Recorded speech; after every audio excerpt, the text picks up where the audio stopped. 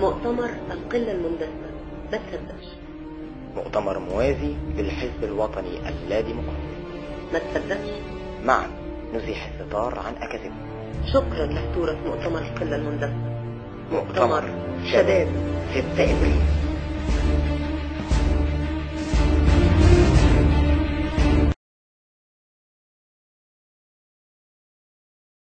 لأن الحركة السياسية في مصر لا توجد هيئات نظامية يمكن الوثوق فيها سواء في الحركة السياسية أو في الحركة الاجتماعية.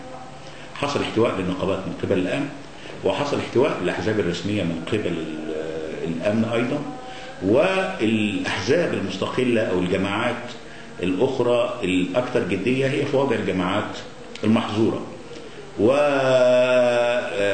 لها قدر من الإعاقة في الحركة هو القدر المفروض على أوضاع البلد ككل.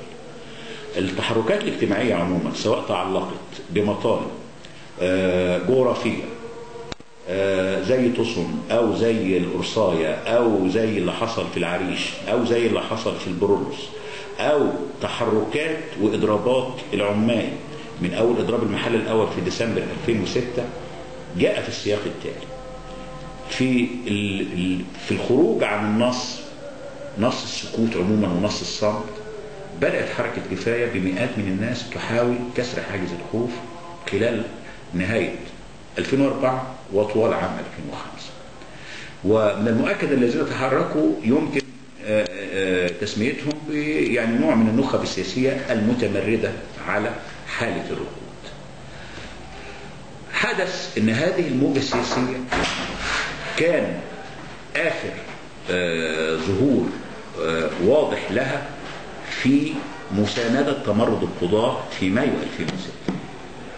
بعد ذلك حدث قدر من التفرق في قضايا جزئية كالتأمين الصحي وكمساندة بعض التحركات الجزئية، إلى أن نبتت الظاهرة الجديدة وهي التمرد الاجتماعي بعد التمرد السياسي. فشهدنا أن المئات الأولى التي خرجت عن مصر، هناك مئات الآلاف من المصريين سواء كانوا عمال أو في مناطق جغرافية مختلفة بدأوا يتعلموا بسرعة شديدة فكرة الاعتصام والإضراب والوقفات الاحتجاجية، وأصبحت الوقفات الاحتجاجية أشبه بالرياضة الشعبية المصرية. حين نتأمل ما جرى في 6 إبريل سنجد أن حدث 6 إبريل كان نقطة ارتقاء أولى بين التحركات السياسية والتحرك الاجتماعي، معنى أن الموجة التحرك السياسي التي قادتها كفاية وأخواتها التحمت مع موجة التحرك الاجتماعي في مطلب واضح جدا وضد الغلاء ومع أجر عادل.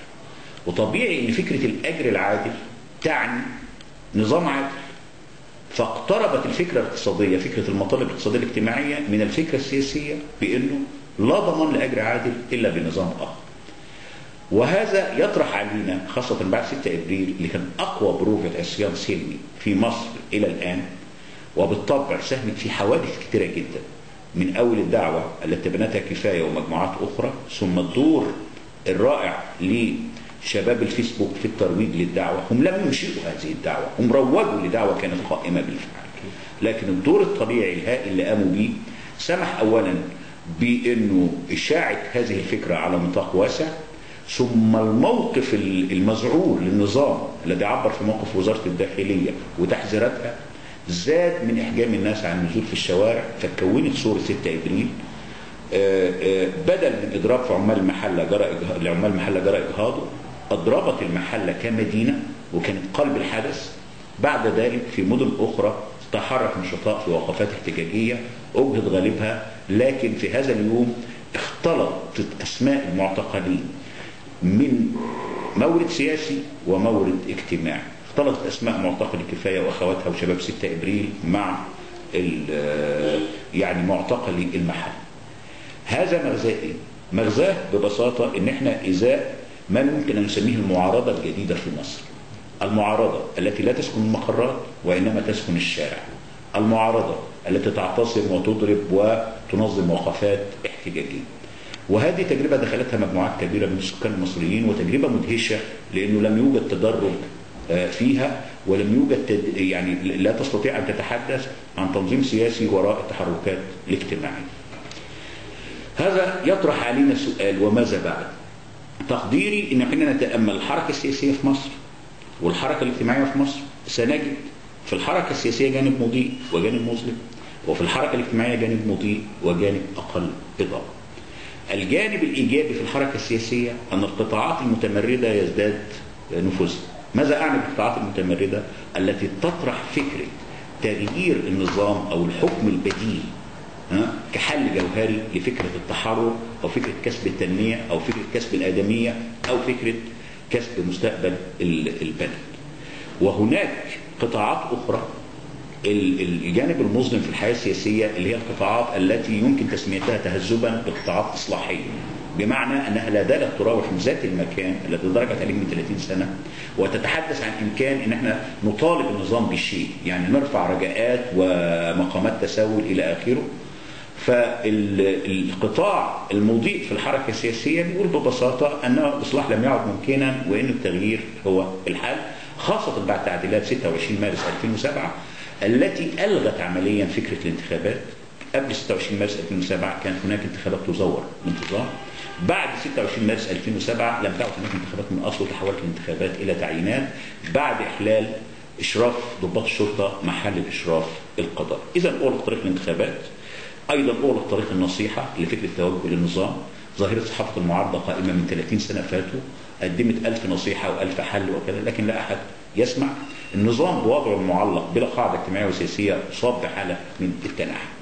فاذا هناك تقدم واضح للقطاع الخاص بالرفع شعار التغيير السياسي. وهناك في الحركه الاجتماعيه قطاعات متقدمه بتربط ما بين الهموم الاقتصاديه والاجتماعيه والتغيير السياسي وتمزج الغضب السياسي بالغضب الاجتماعي. وهناك قطاعات ما زالت في بكرتها الاولى بتتحدث عن مطالب جزئيه وتخشى الدخول في السياسه بمعنى العام.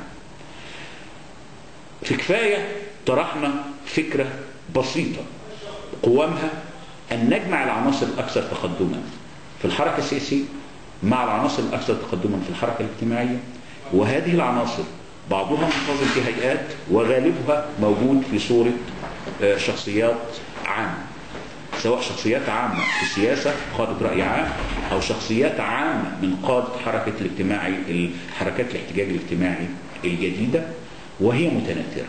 ان نجمع هذا الميثاق في هيئه واحده نسميها ائتلاف المصريين من اجل التغيير، تجمع بين العضويه الفرديه وعضويه الهيئات، وهي بذلك ليست نسميها ائتلافا لان الجبهه هي اتحاد احزاب او هيئات، ولانه مصر يعني تنقصها هذا الوضع، فنحن في وضع استثنائي لابد ان نجمع فيه بين الهيئات المستعده وبين افراد المستعدين.